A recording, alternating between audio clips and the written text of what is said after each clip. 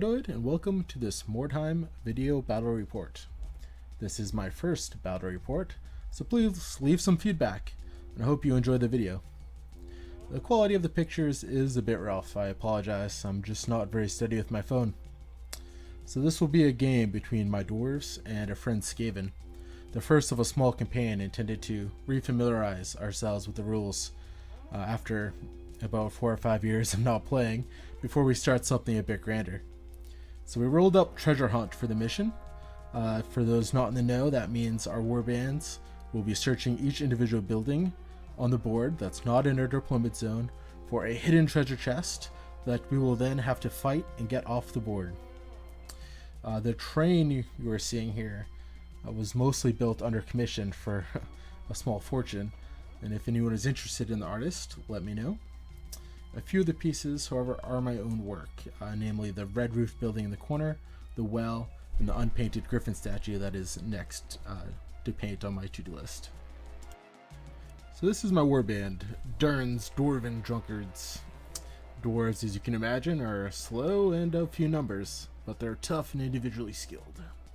So my leader is Durin Bronzeheart, my Thane, or Dwarf Noble in GW's world. And he's armed with a pistol, a great weapon, and a helmet. I have a engineer, Brand Stonefist, with a crossbow and a hammer. Dwarven engineers have a cool rule that increases the range of all ranged weapons in the warband, so he's a pretty useful guy to have around. Then I have two slayers, Balin Stormcrusher and Gorik Grudgehammer. They're both armed with a single dwarven axe at the moment. And they're pretty cool because they're immune to fear. That'll probably come up in this first game. For henchmen, I have a dwarf clansman with a great weapon. I have a thunderer with a crossbow and a hammer, and a beardling with a hammer, just a hammer. Now, beardlings are supposed to be young dwarves who have yet to grow their beard, but you really can't find models of dwarves without beards. So I actually went with a dwarf female. Probably has a little less martial training, so it kind of makes sense. Then I went with a halfling scout hired sword, Poppy Weathersfield, who comes stock with a bow and a helmet. I thought this might be useful. The halfling's gonna have quite a bit better movement and initiative than my dwarves, so it might be able to get to those harder to reach places that my dwarves will struggle with. So I was fortunate enough to win the roll for sides, so I picked this one. Dwarves aren't very good at climbing, and if I wanted to be able to get some of my ranged guys to a good crow's nest this side, I thought it might give me the best opportunity. So down on the right here, I have my melee heroes, the two slayers and my Thane, along with all three of my dwarven henchmen. So in Mordheim, keeping your heroes alive is pretty much the most important thing. If a henchman dies, it's annoying, but we can live with it. So here I have my henchmen out in front screening my heroes, and that's what you're pretty much always going to see. I placed my halfling scout and my engineer up on this building over here, and my plan with them is to cross that wooden bridge into the large 3 or 4 story building in the center of the table, where hopefully I would have pretty good firing lanes to most of the board. So here's a shot to give you a bit of a better perspective on my warband on the battlefield. So here's my opponent's warband, Eshin Skaven. I'm not sure of the name of any of these heroes, and their equipment is probably also not perfect. But this is what they had to the best of my recollection. So we have a assassin adept with a pretty nasty loadout of weeping blades and warp lock pistols.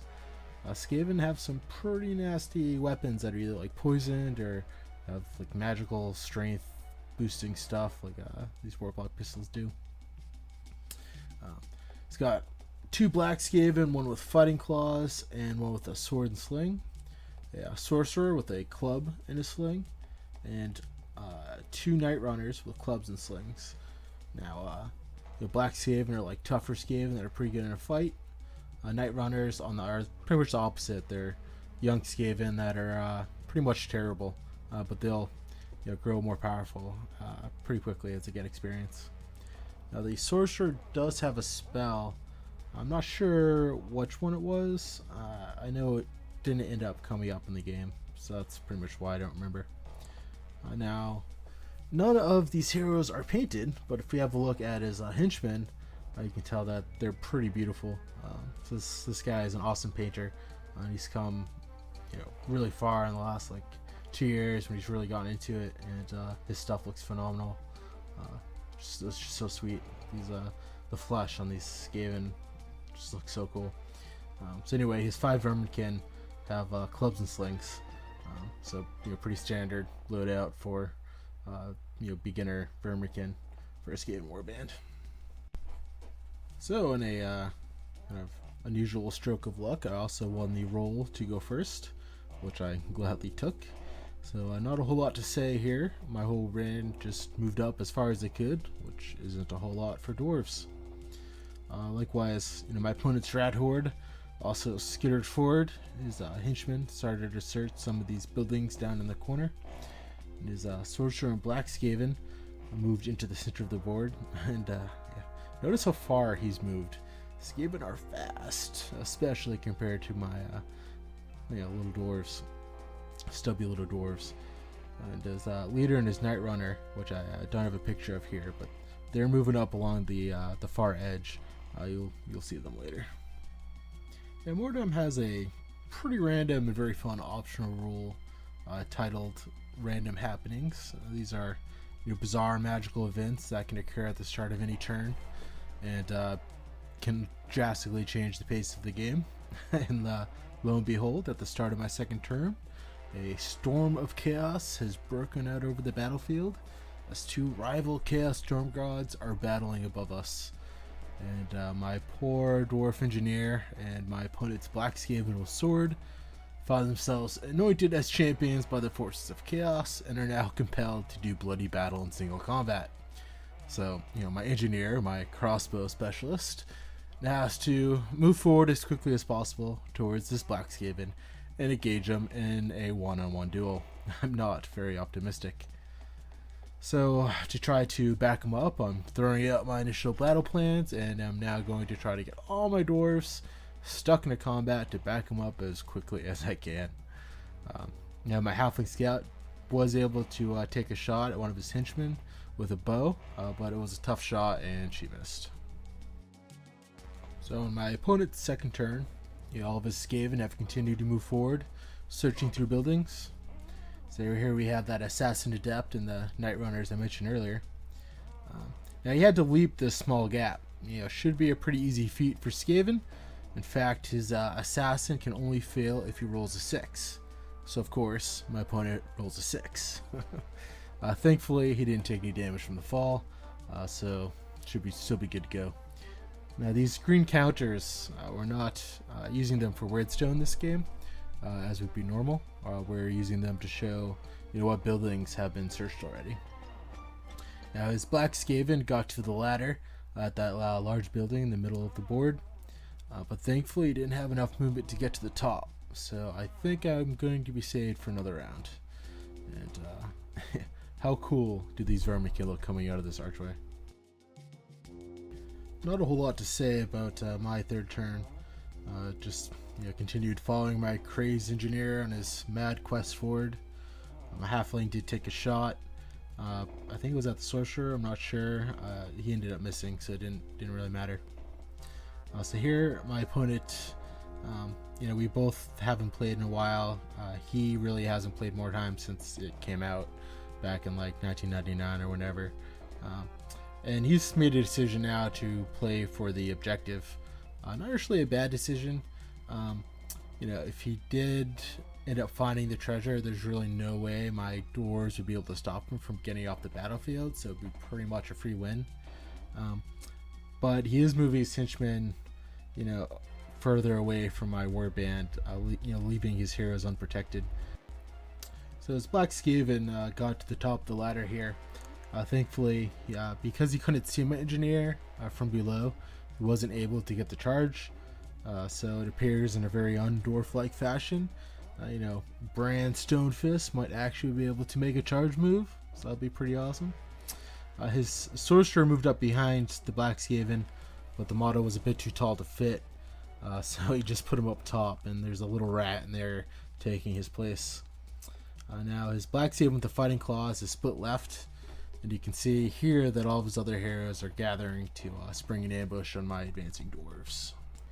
So turn 4 began with Bran Stonefist charging to battle with that black Skaven, and in typical cinematic fashion, it's going to take quite a few back and forths before there's any damage done here, because we both whiffed all of our attacks. So I ended up splitting my dwarves up with my Thane and the Thunderer heading around this building. I'm worried that my engineer won't be able to take on that black Skaven for too long, so I wanted to get my Thane up there to support him or clean up if he has to. And my other heroes are gunning straight for his Assassin Adept. You know, obviously I can see his heroes there. I know he's going to get the charge. It could end up really bad for me. But with his superior movement, you know, he's always going to get to decide when and where he wants to fight me. And, you know, my dwarves are drunk and feeling some battle hunger, and they're really hoping that these rats will find the courage to come out and fight them like men. So on his turn 4, you can see his Swordstar and Black Skaven have moved into this building in the center. And he decides not to go in yet with all of his heroes, just kind of slightly repositioning some of them. And I believe he's trying to set things up so that they'll all be able to make charges next turn. Bringing everybody in at once. It's kind of funny. All of his henchmen are not in the battle, and he, pretty much still has me outnumbered. At least that's what it feels like. So his henchmen, they're moving through these buildings over here in the far corner. Sadly for him, he doesn't find the treasure. So I don't have a picture, but that Black Skaven and my engineer continue to beat each other over the head to little to no effect. So on the dwarf turn 5, I've moved all my dwarves on this side into contact with buildings so that they'd be able to charge next turn if he decides to hang around without coming in again. Dwarves are terrible at climbing with initiative 2, so they have real low odds. So it's really not much of a threat. But we do what we can. Funnily enough, it took us quite a while to figure out how to charge and climb together. If that were to come up, we're still not sure we have it right or remember it right. But that's sometimes what you're dealing with when you're playing a 17-year-old game with little to no updates and pretty sloppily written rules. So my halfling moved around here, took another shot. I think it was at the sorcerer again. Not sure. Pretty sure Poppy Weathersfield missed her second breakfast this morning because her aim just not on point, and she missed again. So my Thane moved over to the ladder. Now he's march blocked, so he's not getting anywhere fast with his movement 3. But my Thunderer did the Drunkards proud with his trusty crossbow, and he nailed that black Skaven with the fighting claws that was lurking inside the building. If you look, there's like a large hole there that opens into the first floor that he could see through, and he managed to stun the black Skaven, which is pretty awesome. Now up on top, forces of chaos, they're starting to favor the dwarves this go around. The black Skaven whiffed his attacks, or wasn't able to get through my dwarven toughness, but Brand, the muddy engineer with his trusty hammer, knocked that rat to the ground and stunned him up. So on Skaven turn 5, we have the muddy charge of the rats. His Assassin Adept charges into battle with my clansmen with their great weapon, and one of his Night Runners makes a diving charge against my Slayer, Gorik Grudgehammer. But then my opponent's bad luck, which has been not that great, really hit its peak. This charge, and his other Night Runner not only fields his diving charge, but he gets wounded by the Tuin's Fall and gets taken out of action. Now this lone henchman, he ran over here and started slinging at my leader, both the long range and the movement penalty. That's a really tough shot, and he didn't get anything. These combats, they do not go well for my opponent to begin with. Bran Stonefist, the engineer, he finishes off the knockdown Black Skaven, taking him out. And the Assassin Adept, with his nasty weeping blades, whiffs his attacks against my clansman. And, my clansman strikes true with his Strength 5, great weapon, and, he stuns the Assassin. My Night Runner and the Slayer, both have trouble landing blows, so there's no damage there, but this is not looking good for this Skaven. So here we are in Dwarf turn 6. Balin Stormcrusher, the Mighty Slayer, sees the stunned Assassin Adept on the ground and charges into battle. And likewise, my Beardling joins Gorg Grudgehammer against the Night Runner. And my shooting, just misses everything. But in combat, his Night Runner actually managed to knock my Slayer down, which was pretty awesome. But with his Assassin stunned, my Slayer, is able just to coup de grace him, Balin Stormcrusher. It takes that Assassin right out of action. Stealing the kill from the poor clansman that did the hard part, but none of the effort, all the glory. That's the way to do it. And with that, the Skaven, you have to make a route test. They actually pass, but with 3 members down and pretty rough positioning on his remaining heroes, my buddy decided to voluntarily route, hoping for a more favorable clash in our next battle. So with that, we have victory for Durin's Dwarven Drunkards. It was a pretty fun game, but I did feel pretty bad. My opponent's luck was just terrible this battle, and we both haven't really been playing much. Him in a really long time. I mean, even then, he only played a few games back then, so we're pretty new to the rules, and at least for me, getting back to the rules, and I'm sure we both made a ton of mistakes. We actually played a game about a month ago, 2 months ago, before I decided doing these battle reports. The game went in the exact opposite fashion. I got wrecked terribly. I don't think I landed a single shot or blow the whole battle, and I lost all my heroes. But my buddy here is a great sport. He never gets sour when the dice are against him. Though, that is pretty rare, truth be told. And this was just a really fun game, and it was a lot of fun playing with the cool scenery and stuff. All right, so on to the post game stuff. So we'll start with my opponent's injury rolls. Did come out too well. His Night Runner got robbed. His Black Skaven got sold to the pits, so I have to fight a pit fighter. And his Assassin Adept, he died. So yeah, that's pretty rough. The pit fight, once again, no lucky breaks for my opponent. He loses the roll for the charge, and the pit fighter with his Strength 5 Morning Star just puts the rat right out of his misery. Thankfully, the Black Skaven second injury roll comes up, full recovery. But with 2 heroes effectively robbed, and his assassin dead, an assassin with a ton of resources put into his equipment, my opponent has decided to just start fresh for our next game, and I can't really say I blame him. Losing your leader in the first mission, that's pretty rough. So one of my heroes got enough experience to level up. That was my engineer. And as I'm making this video, I actually see a pretty big mistake here. We both thought I rolled a 10, and with these funny tally die, they're really cool because they're that's how dwarves write numbers in the Warhammer world. So it's kind of on theme.